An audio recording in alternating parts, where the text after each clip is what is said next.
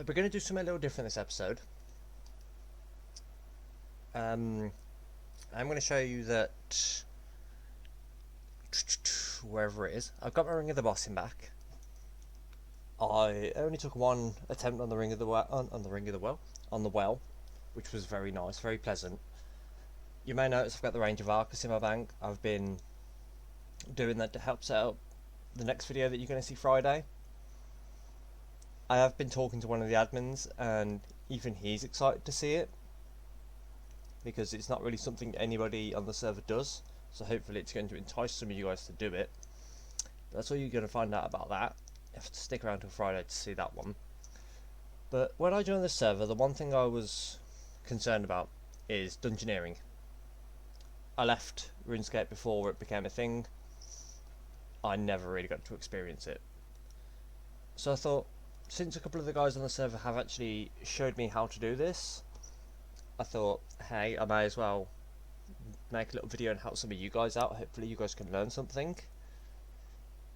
I mean, you don't have to do it. You can just use lamps to get it up. But if we go into the shop, you can use these points to buy the Arcane Stream Necklace, which is, I believe, the third best in slot mage amulet you can get. And the Crystal Halberd. If you throw that in the well, there's a 1 in 3 chance of getting the imbued version, which is a brilliant weapon. So I am going to be aiming for the Crystal Halberd because I have earned 2 but sold them both. So I'm going to aim to get my own one, which is going to be 200,000 points, only 100,000 to go.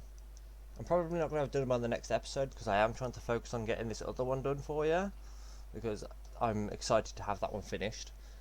So to demonstrate this, what we're going to do is, if we simply just form a party, change the complexity to 4 to increase the amount of points you can get. Normally I wouldn't recommend doing this unless the well's activated, because you can get double the points. But we're going to demonstrate. You'll notice I've got some gear already. All you're going to really want is boots, gloves and a weapon, because boots and gloves will give strength bonus. The best gear you can get is tier, I believe, 11, which should be primal gear. If you examine it, it will tell you the tier level, so you know if what you're picking up is better or worse. I am just missing the rapier. So with all that stuff, I believe you can bound 1 item at level 1. I think it's 2 at level 50. I think it's 3 at level 85 or 90, and then 4 at level 110. I don't have the 4th item because I've not got to 110. But once you've bound all your 3 items, when you prestige, they stay with you. Okay, that took a second. Which is why obviously I'm level 67, but as you can see, I've got 3 items on. So Dungeoneering is very simple. We're just going to go through each of the rooms, fight everything in there. You can do this with a team. You don't need a team. You can just do it solo. I've earned all of my Crystal Halberd solo, but I usually only do it when the well's activated, because you can get up to like 12,000 points per game.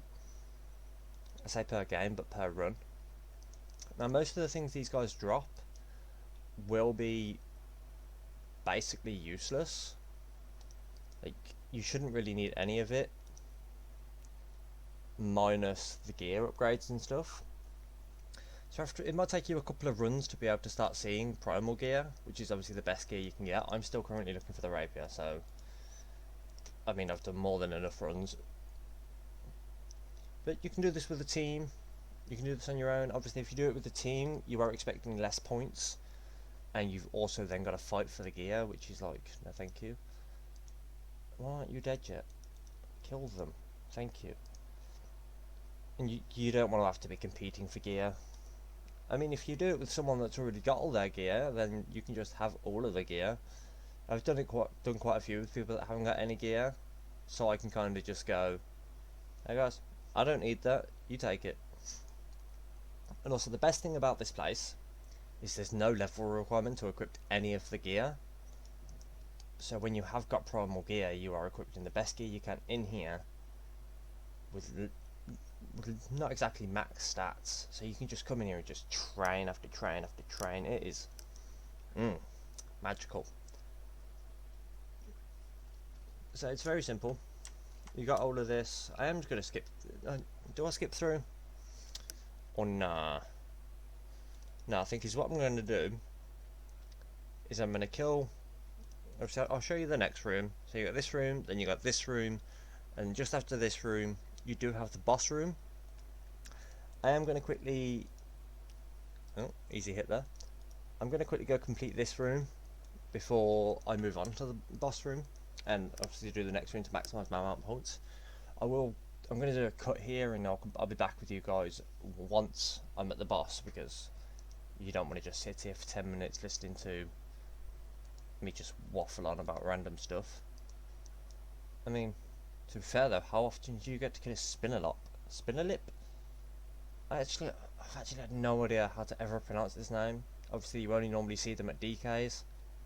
I don't know if they're normal to see in here, but it's just a name I've never been able to pronounce. So it looks like I'm going to die. So I'm going to drop this gatestone here. I will demonstrate to you guys before I do the cut what this gatestone actually does, because I believe I'm going to die. Are we? I mean, I should have been using turmoil. Totally forgot that was a thing. Come on. There we go, yeah. So we died. Dying isn't something you need to worry about, because as long as you've dropped your gatestone, just drink up your potions. Drink up your potions. Activate turmoil and soul split. You can use whatever prayers you want, whatever makes you feel better, but you can just teleport back. You don't lose out on any points. All you're really losing out on is a bit of time. You just teleport back, pick up your gatestone, so you can drop it whenever you next feel like you're going to die.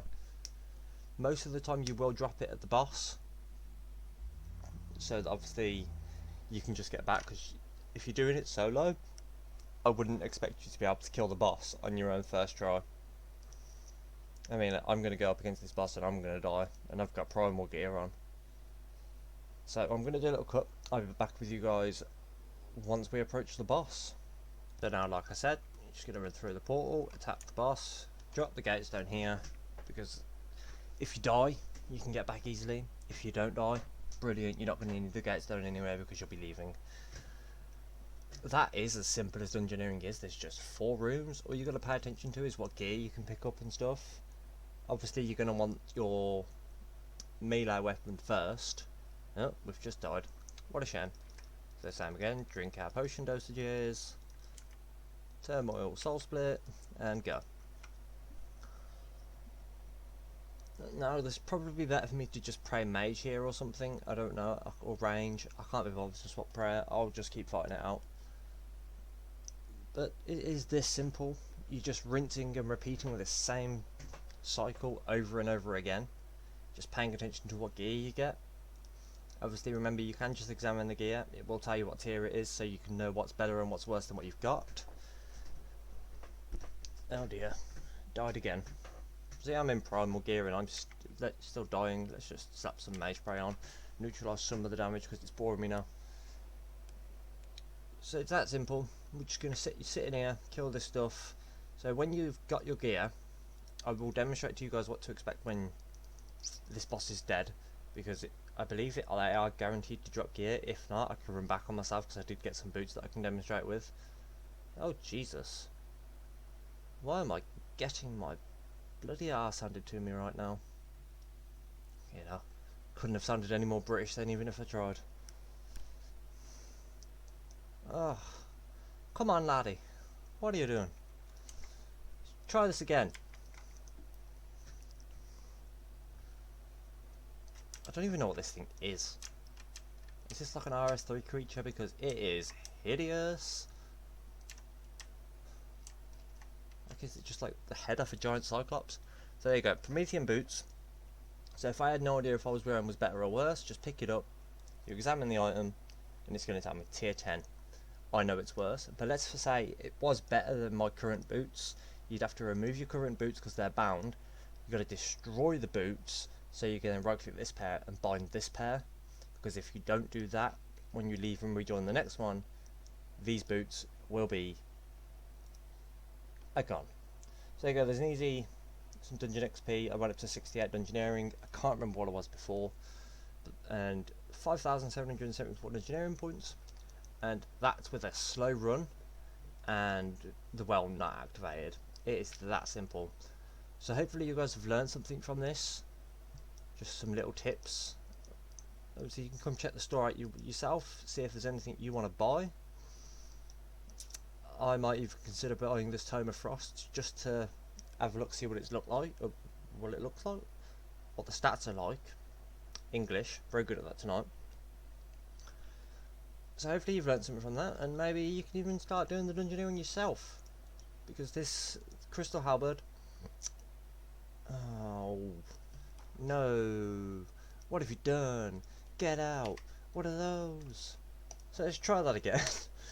This Crystal Halberd, if any of you are familiar with it in RuneScape 3, not RuneScape 3, in old school RuneScape, I don't know if it's the same on RuneScape 3, but when you spec with a weapon, if you're attacking a target that is bigger than a 3x3, you will hit it 3 times.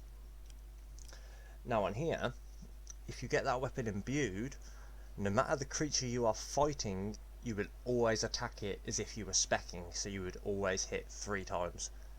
It is a dangerous weapon, and I know people have been hitting 3 lots of 60s with it. So you do some quick maths, that's 180 damage there with 1 hit. It is a dirty weapon. So in the long run I'm going to get that, because I do want to build all 3 different types of setup. I want to get a mage, a melee and a range setup. So hopefully you guys have learned something from this, maybe even been able to set you on your goal of doing some Dungeoneering. And obviously remember, we've got some potentially really fun for me, because I'm going to get a lot of stuff out of it, but something potentially decent coming on Friday that will hopefully entice you guys into doing what it's going to be based around. So I will see you guys on Friday. Peace.